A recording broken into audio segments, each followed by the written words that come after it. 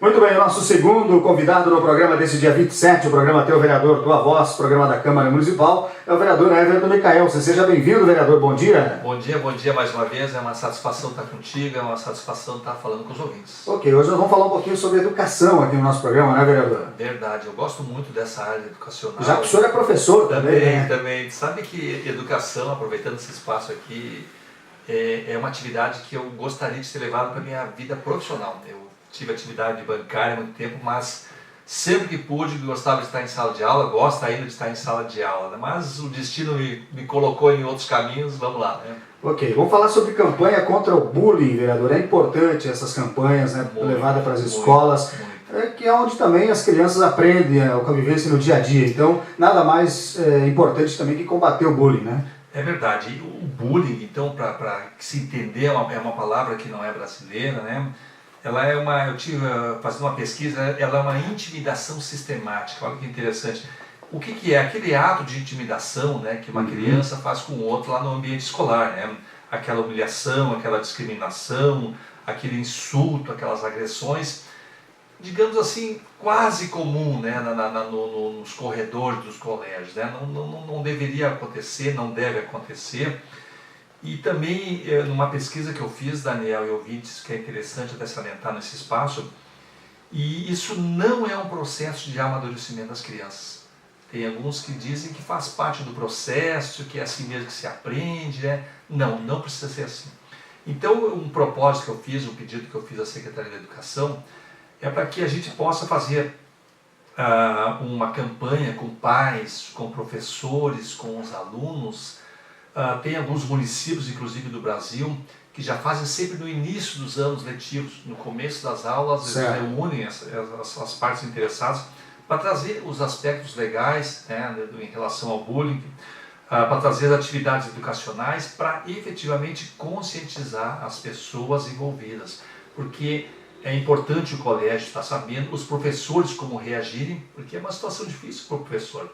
Um aluno lá que tem uma dificuldade, que ele descarrega no outro, não é tão simples, o professor vai fazer o que com aquele aluno?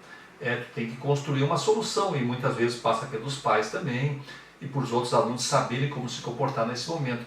Então, sempre nesse aspecto é importante o quê? Nós sabemos que temos que enfrentar, que é uma realidade existente nas escolas, e a gente não deve achar que isso aí é uma coisa normal. Então, nesse aspecto, assim, eu estou pedindo para a Secretaria da Educação para que promova uma campanha nesse aspecto, para que as crianças, né, já vão crescendo, entendendo, né, do respeito mútuo entre elas. De que maneira o senhor acredita em criar essas ações, vereador? Primeiramente, seria uma campanha, tipo assim, uma semana onde várias personalidades, várias pessoas assim, que têm uma influência na área educacional, pudessem dar depoimentos para conscientizar, né? Eu imagino assim num auditório onde as crianças pudessem ouvir palestras importantes sobre respeito, sobre consideração, e aí a criança começa a entender que é importante essa convivência com diferença das pessoas. Nós somos todos diferentes, nós temos pensamentos diferentes, mas o respeito deve existir. Assim essa classe, os alunos começam a entender isso, sim, vai diminuir o bullying nas escolas. Outro ponto que a gente já conversou aqui em outros programas, também, vereador Everton Micael, é a questão da qualificação dos professores, né? O professor, por si só, já é uma pessoa qualificada, né? Acima da média, vamos dizer assim, mas é importante sempre ter mais qualificação, mais conhecimento também para poder estar sempre se atualizando, né? Sempre, muito mais, né?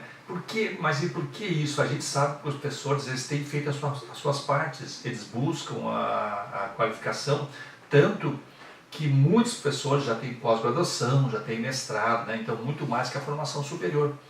Mas existe uma relação quase constrangedora do Brasil como um todo em relação ao mundo. Todos os índices de avaliação do Brasil com o resto do mundo, a nossa classificação sempre é muito ruim. E por que a gente não consegue sair dessa situação? Por que nós estamos lá sempre nas últimas colocações em resto do mundo? Então, um dos pedidos que eu fiz também é em relação a incentivos que o nosso município está dando aos professores para que possam permanentemente buscar essa qualificação. Eu trabalhei numa empresa onde a empresa estava remunerando, pagando uma parte das pós-graduações, por exemplo, dos seus empregados, porque essa empresa entendia que a gente buscando mais conhecimento, a gente teria uma condição melhor para fazer um negócio. Em sala de aula também é assim. Então, o município pode buscar incentivos, e existem muitos incentivos através do Ministério da Educação, para que os professores busquem pós-graduações, que busquem mestrados, busquem especializações, que são importantes para quê? Para que o aluno possa saber mais que é o propósito, que é o objetivo. Não adianta nós dizer que nós temos boas qualificações e as nossas avaliações continuarem sendo ruins em relação ao mundo. As escolas de Gramado aqui, eu tenho acompanhado os índices de avaliações, tem avaliações boas, tem boas, mas a gente não, em educação, a gente não pode se acomodar em hipótese nenhuma. Então, talvez o executivo possa propor, né, mais uma vez, a busca de melhores condições para os professores, né, e a gente possa permanentemente ter essas avaliações melhores e buscar sempre melhores e melhores condições para os alunos. Se tratando disso também, o senhor está pedindo um estudo da educação financeira do município, vereador? Na verdade, do município, não, da educação financeira na sala de aula. Na sala de aula, né? Porque o que acontece é o seguinte, já que eu estou falando bastante em sala de aula, nós estamos aqui falando bastante em escola, né? Eu já propus o ano passado, de vez em quando converso com o pessoal da área da educação, e efetivamente trazer para a sala de aula a educação financeira. Tu sabes, eu trabalhei muitos anos no banco, e a gente que trabalha no banco, a gente acaba convivendo com as pessoas e com as dificuldades das pessoas. As pessoas têm assim, dificuldade de administrar os seus recursos. Acabam gastando mais do que têm, os limites de crédito usam todos e acabam realmente tendo problemas, e muitas vezes familiares. Então, essa situação difícil a gente tem que tentar evitar o quanto antes, no aspecto que de crianças com 12 ou 13 anos, né, que elas começassem a ter aulas de educação financeira. É saber administrar. Se eu ganho 1.000, né, eu vou gastar no máximo 1.000, eu vou gastar 900 ou 950, vou guardar R$50, por exemplo, por mês, e aprender a trabalhar com efetivamente o que tu tem.